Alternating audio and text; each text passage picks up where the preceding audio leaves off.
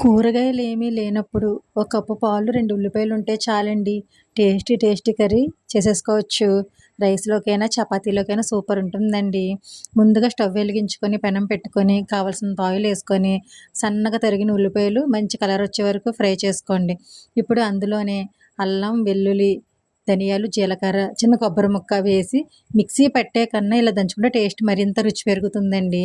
మంచిగా దంచుకొని ఆనియన్స్‌లో ఏసుకొని ఫ్రై చేసుకోండి. ఇప్పుడు కొంచెం పసుపు, కొంచెం కారం వేసుకొని, ఉప్పు కూడా యాడ్ చేసుకోండి. ఉప్పు నేను ఇందాకడ ఏసేసాను, చూపించలేదు. మీరు కూడా వేసుకొని మంచిగా ఫ్రై చేసుకోండి. ఇప్పుడు మెయిన్ ఇంగ్రీడియంట్ మనకి కూరలోకి కావాల్సినయి పాలు. మీరు ఎన్ని ఉల్లిపాయలైతే తీసుకున్నారో దానికి తగినన్ని పాలు వేసుకొని మంచిగా మనం వాటర్ బదులు పాలేసుకోవడమేనండి. ఇలా ఏసుకున్నాక మంచిగా కలుపుకొని, ఇప్పుడు ఫ్లేవర్ కోసం 2 కరివేపాకు రబ్బలు వేసుకోండి. ఫ్లేవర్ అయితే చాలా బావుంటుందండి. మీకు ఇష్టమైతే గరం మసాలా పౌడర్ ఏసుకోండి. నా దగ్గర ఆల్రెడీ స్టార్ మసాలా పౌడర్ ఉంది, నేను వేశాను. వేసుకున్నా వేసుకోకపోయినా ఆప్షనల్ అండి, అది మీ ఇష్టం. కానీ వేసుకుంటే మటుకు చాలా బావుంటది.